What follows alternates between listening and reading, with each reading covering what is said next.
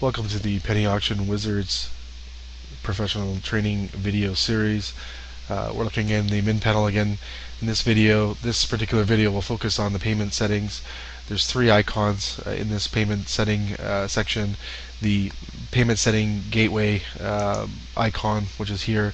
This is your main payment settings options. The cool thing about Penny Auction Wizards software is that it has over 17 payment gateways.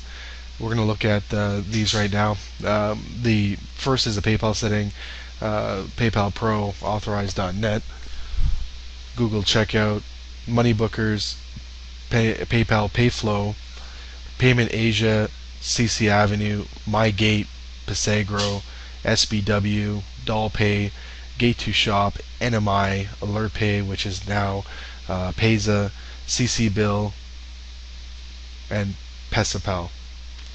Now, if you're looking for a custom payment gateway, we do offer that service. We generally charge $200 with a documented API. If your payment gateway does not have a documented API, then it's billed per hour. We can generally charge $200, $300, $400 depending on how difficult it's going to be. So we're going to look at just enabling the PayPal gateway right now. By stock, in the stock installation, everything is enabled. You typically just want to uncheck the boxes and click submit on the ones that you want to enable and the ones you don't want to enable. So in this case, we'll leave test mode enable and click submit. And that's it. So you would just go one by one here and enable or disable the ones that you don't need, or the ones you do need, and input the following payment gateway settings. A side note about PayPal: if you're enabling your PayPal gateway, the PayPal token is no longer needed.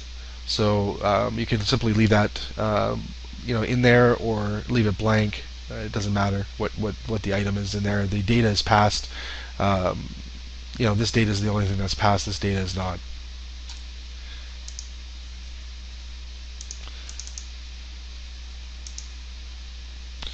All right. So the next one is the pending orders. Now these are orders or data that people have attempted to purchase, but they did not finish the payment system, or there was no notification back. Now, the reason why we include this feature is sometimes you'll enable a payment gateway, and let's say, for instance, you have Google Checkout enabled. There's an extra step for Google Checkout. You have to specify what the return URL is going to be. If you have Google Checkout and you want to use that, your Penny Auction Wizards rep will assist you with setting it up. But what you'll see here is you'll see the payment gateway call.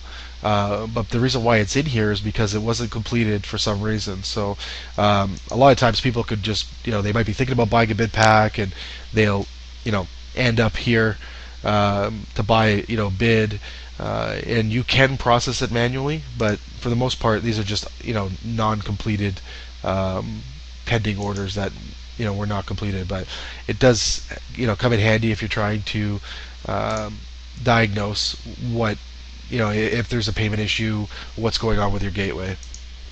The next is the order history. This will show you all the recent payments that were made in your system, what time it occurred, what the action was, what they paid with, the order type, the username.